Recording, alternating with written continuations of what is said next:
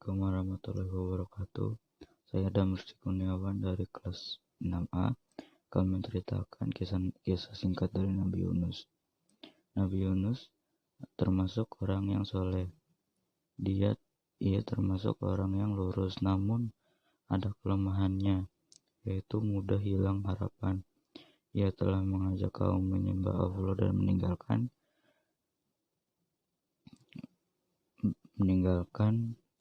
berhala, namun hanya terdapat 2 orang yang mau mengikuti ajarannya. Nabi Yunus mengancam kaumnya jika tidak insyaf dan bertobat maka akan disiksa selama 30 hari. Lalu Allah menambahkan tempo waktunya 10 hari. Namun mereka tetap tidak mau bertobat. Lalu Nabi meninggalkan mereka. Tiba-tiba terdapat cahaya api merah yang ingin jatuh, dan lalu para kaum bertobat dan mencari Nabi Yunus. Tetapi Nabi Yunus pergi melaut tanpa tahu harus kemana, dan kapal yang dinaiki Nabi Yunus berguncang padahal beban kapal sudah dikurangi. Dan dilakukanlah pengundian untuk menjatuhkan salah satu penumpang kapal, dan yang terkena undian adalah Nabi Yunus. Lalu dijatuhkanlah Nabi ke laut, dan Allah mengutus seekor paus untuk menelan Nabi Yunus. Di dalam perut paus Nabi bertobat karena sadar telah meninggalkan kaum, dan Allah mengabulkan doa. Lalu dikeluarkanlah Nabi dari perut paus tersebut. Nabi mendatangi kaumnya dan disambut meriah oleh kaum sejahtera. Assalamualaikum warahmatullahi wabarakatuh. Keteladanan Nabi Yunus alaihissalam. Keadaan orang-orang Bani Israel sangat memprihatinkan pada saat sebelum diutusnya Nabi Yunus AS. Tingkah laku, moral, dan akhlak mereka sudah rusak. Tidak sampai situ, mereka juga banyak yang pecah belah dan mendirikan kerajaan sendiri-sendiri. Tepat pada masa yang kritis tersebut diutusnya Nabi Yunus AS sebagai Rasul dan Nabi Allah SWT untuk memperbaiki kerusakan yang dilakukan oleh Bani Israel tersebut. Nabi Yunus AS terus menyampaikan ajaran Islam kepada penduduk Bani Israel. Nabi Yunus AS mengajak penduduk Bani Israel untuk meninggalkan berhala dan mengubah akhlak dari celah mereka, namun mereka sulit untuk menerima seruan Nabi Yunus AS. Sebaliknya, Nabi Yunus AS diolok-olok dan dihina oleh penduduk Bani Israel. Nabi Yunus AS mengajak kaumnya untuk kembali kepada ajaran-ajaran Allah SWT, namun masih banyak kaum yang menyembah kepada selain Allah SWT. Nabi Yunus AS sudah 30 tahun menyampaikan agama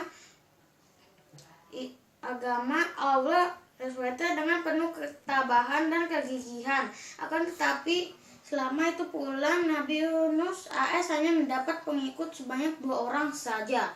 Sudah habis kesabaran, Nabi Yunus AS kemudian memohon kepada Allah SWT agar diturunkan siksa untuk kaumnya itu. Akan tetapi sebelum mendapat izin dari Allah SWT, Nabi Yunus AS sudah meninggalkan kaumnya. Ketika Allah SWT melakukan siksa pada kaum tumpah awan yang menghitam, mereka semua memanggil Nabi Yunus AS. Mereka menyatakan dan beriman kepada Allah serta mengakui kebenaran ajaran dimana oleh Nabi Yunus AS. Nabi Yunus AS sudah pergi meninggalkan kaumnya menaiki sebuah perahu yang sudah penuh dengan muatan.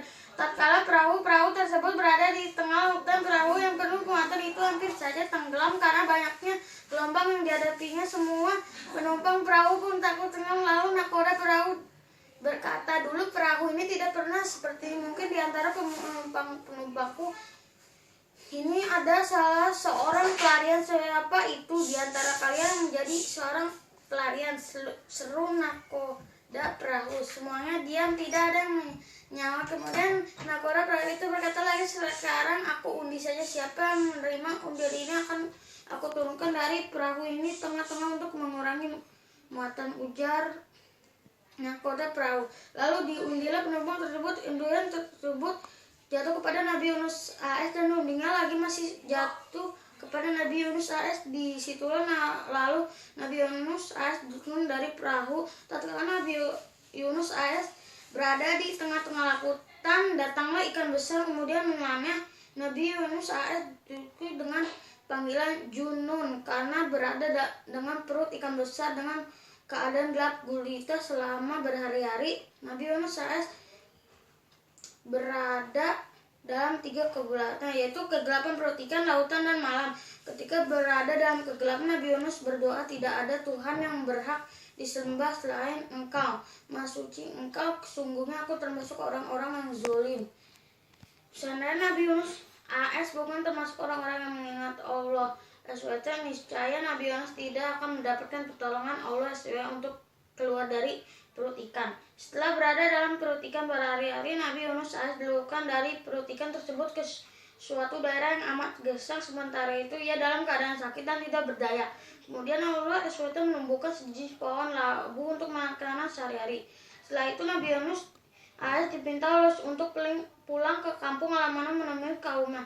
Kaumnya sudah menunggu kedatangan selama kepergian Nabi Yunus AS. Sampailah Nabi Yunus AS kepada kaumnya yang jumlah 100.000 lebih, dan alhamdulillah atas rahmat Allah mereka kemudian beriman semua.